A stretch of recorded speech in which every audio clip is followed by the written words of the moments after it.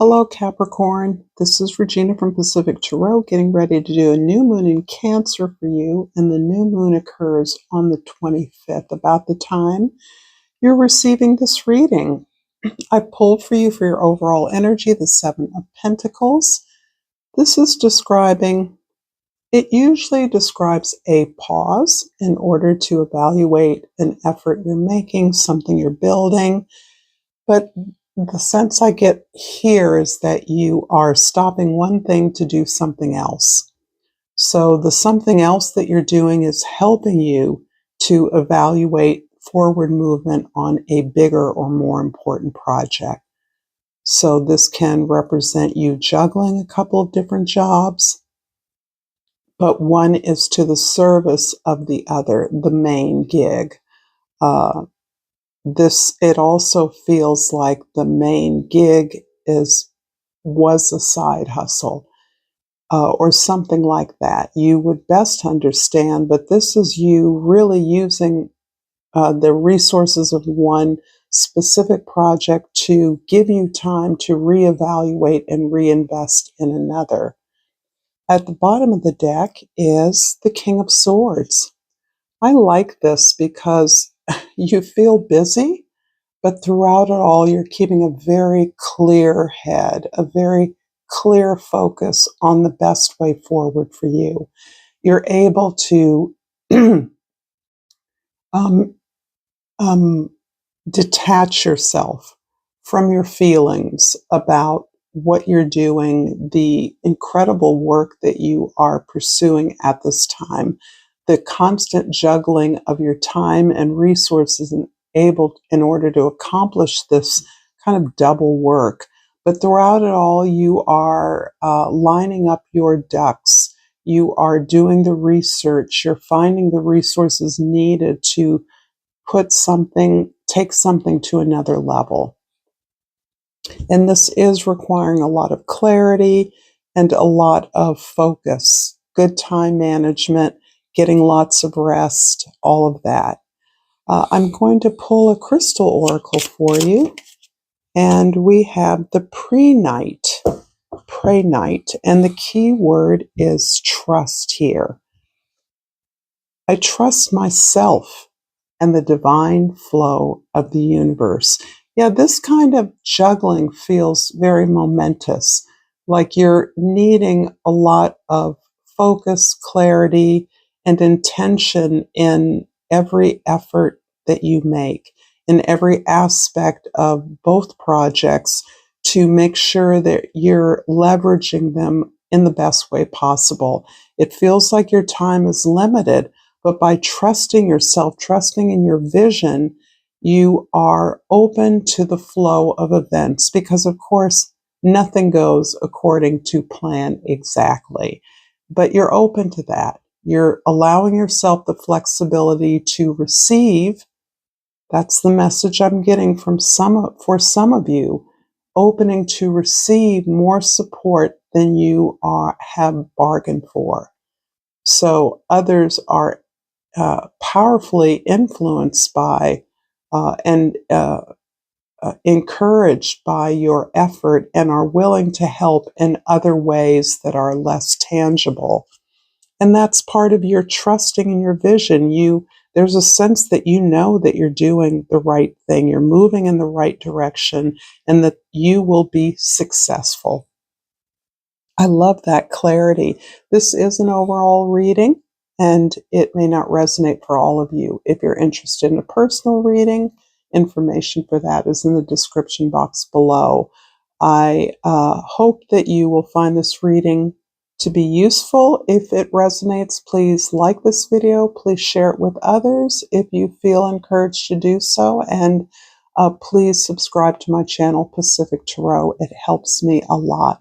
I value your time here. You add so much to what it is I do and the enjoyment I gain from it. So thank you for that. The 10th house, this is the way others see you. This is your social identity, the Three of Cups. This is very much about not just being able to share the intimate experiences safely with trusted members. They can be loved ones. They can be trusted colleagues. These are people who you value their opinion and you trust the confidentiality between them. The sharing of your story, the intimate details of the roller coaster of events, not always happy, but ones that you trust, that these folks will help you to gain the wisdom from your experiences and those that they share with you. So there's something here where you're celebrating this the availability, the presence of these loved ones and their support in your life. This feels like it's coming from all kinds of places that you would not expect, from people who have admired your work in the past, who see you as deserving of extra support, perhaps. This is not just confined to intimate spaces or long-standing relationships. You've gained some new friends and some new supporters along the way. In the first house, the Chariot card speaks absolutely to your focus. This focus, this clarity about where you're going, why you're going there, and the fact that it is going to be a success. This trust is a result of your accepting of your gifts, your uniqueness, the talents and originality of who you are, and that is on purpose. That all is combines to be what the world is waiting for. And you have a sense of urgency, not as in it has to be done yesterday, but in the sense of I have all the tools I need right here. I can make this happen. This has been a long time in development, and now the time is right. So it's not that you're rushing. I don't feel that at all, but you are clear. And that clarity is what's moving you so swiftly and gaining you so much support along the way. In the fourth house, the house of your home, your foundation, the Queen of Cups, the beautiful Queen of Cups is how much you have come to use and understand the flow of your feelings as the foundation for the beautiful things that you're reaching for, the beautiful things that you are creating. There's a strong, creative, even artistic flavor to your the work that you are developing for yourself, the path of your work. Perhaps your work is healing, is sharing, is teaching, is helping, assisting others in some way that comes out of your own experience and knowledge base. Because this feels as though you are leveraging two different kinds of work in order to support a reinvestment. This feels as though it's really anchored in your intuition, your creativity, a knowledge about who you are and what feels right for you. You see this production, whatever it is you're building, as something that supports you, something that feels good to you, something you've earned the right to feel good about. In the seventh house of your significant relationships, the Knight of Wands. There's an openness here. There's an interest.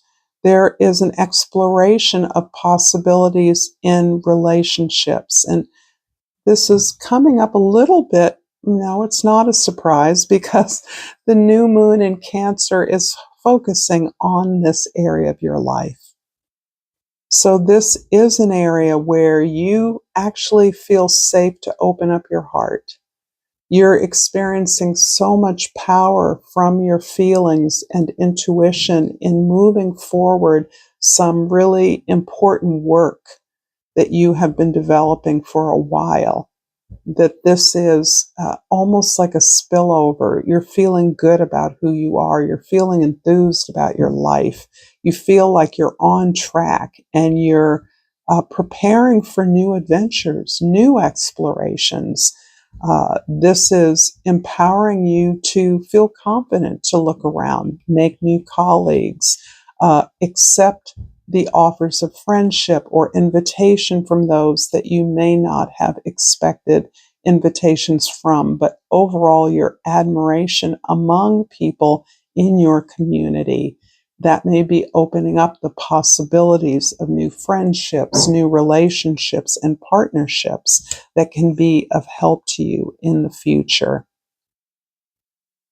I'm going to clarify the Chariot in the first house. This is your mindset.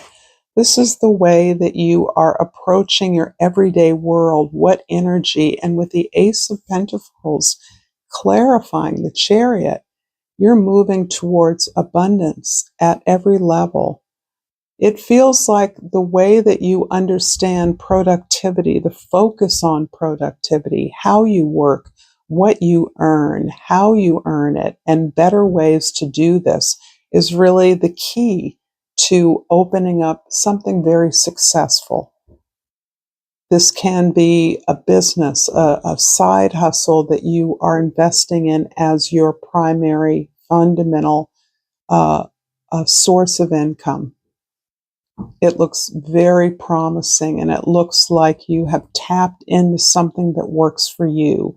You're bringing together a lot of skills to bear on an area that is one less familiar to you. So, an example that comes to mind is the life of an artist, perhaps someone who has worked in the arts and supported other artists through their work because their art did not develop in a way that they felt that they could put it out there, that they could get the backing required for the regular creation and presentation of artwork on a regular basis.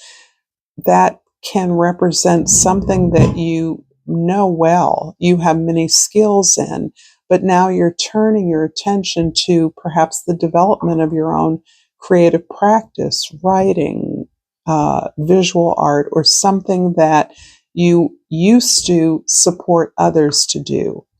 And now you're resting in your own intuition, your own creativity, a talent you have. You know this is something you were born with that was developed throughout your early life that never materialized as a profitable profession for you. And instead, perhaps you moved into an area of education or administration where you could be around people that you could support from the space of self-knowing. In the fourth house, the Queen of Cups is clarified by the Ten of Pentacles, and this is very, very beautiful. And we're continuing a theme here of something that you felt perhaps denied to you over much of your life, and you found a way to fill that need, but it didn't satisfy the need in you.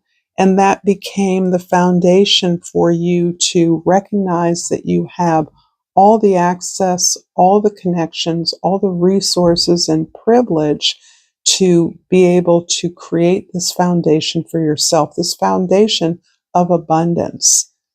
It's not simply the money, it's the people around you, it's the community that supports you, it's the recognition in the world, it's the ability to work with colleagues, to learn from one another, all the things that can make your foundation abundant, that you now are, things are falling into place with your heart, your creativity, your intuition, your love of self, and what you do as the foundation for that. All things flow from that, and included in that is your ability to help others to gain access to the same field of productivity that you're engaged in, the same creative resources, the same access to education, to learning, to growing, to the skills needed. In the seventh house, the Knight of Wands is clarified by the Five of Cups. Yes. Interestingly, your confidence is somewhat restrained in relationships, is somewhat restrained by a recognition of a pattern that you have taken ownership for and really allowed yourself to heal from. But the recognition of pattern and taking that responsibility has not erased the sadness, the grief, the internal triggers, that alarm bells that go off when you contemplate your romantic experiences of the past. You are still the adventurer. Some of you are single. It feels as though the Capricorns I'm speaking to are single because your heart opening has had to heal through a lot of dense rejection, experience of betrayal, of loss, of pain. And yet you are aware that the healing required you to accept and love yourself. And that has been profitable, that has been useful, that has worked for you, but you still feel a tentativeness in opening your heart, uh, uh, perhaps a discomfort with uh, being more than colleagues or friends. But there is still something there that holds you back, that connects you. In many ways, it can be the final release of this sadness, this remorse, because releasing the feelings are part of closing that door, providing closure for yourself with relationships that broke your heart. In the 10th house, the Three of Cups is clarified by the Two of Swords. This is interesting because I do feel that you kind of teetering on an edge here, both in love and work. And I realize those aren't the only things going on in your life, but for the Capricorn I'm speaking to, the amount of trust that has become evident as you now own your feelings, your intuition, your creativity, as your gifts flow more and more freely, and you're willing to do whatever is necessary to give them a fighting chance, to establish them as the prominent concern in your life, the expression, the development, the exposure of this talent or gift that you have, that you're aware that you are really on the edge of a whole new experience of yourself and the world.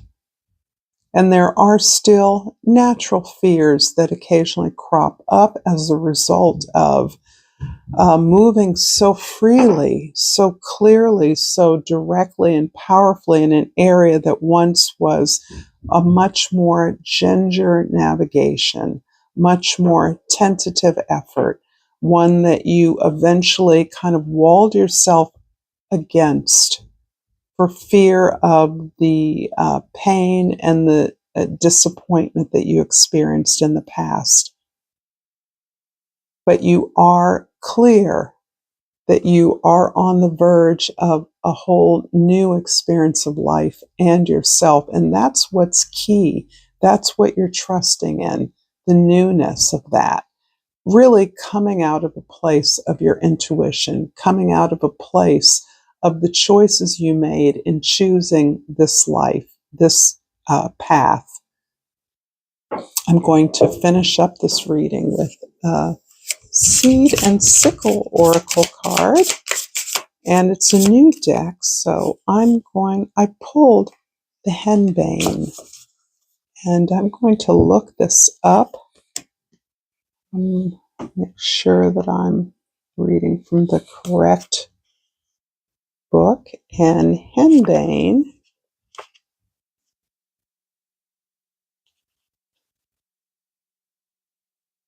is described as, I love the beautiful crown. These are really quite stunningly beautiful cards. The crown is noteworthy to me here. In ancient Greece, the bodies of the dead would be crowned with chaplets of henbane flowers to wear on their journey down the river Styx, a final link between their past lives and the new one awaiting them. Wherever, whatever your destiny, you're on the final stretch. Your goal is so close that you know the way with your eyes closed. Wear your crown, move forwards. The river will take you there. Wow. Yay, Capricorn. Yay, us. Thank you so much for this beautiful reading. If you've enjoyed this content, there's more here. And until next time again, namaste.